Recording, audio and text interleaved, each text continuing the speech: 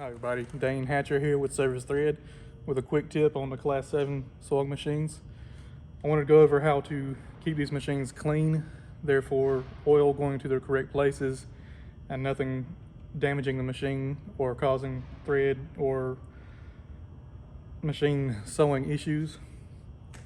So I suggest keeping these machines clean with compressed air. So you would blow off all the front area, all the area under the throat plate. Usually take the throat plate out, blow all this out, blow all this off.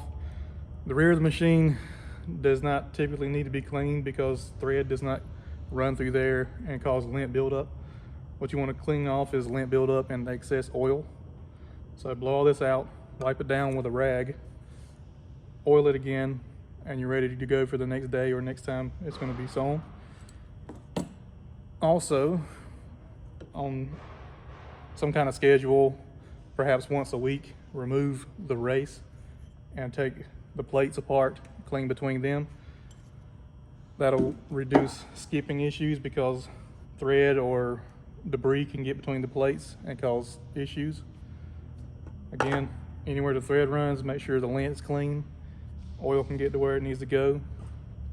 Do this every day if you can, if you have compressed air.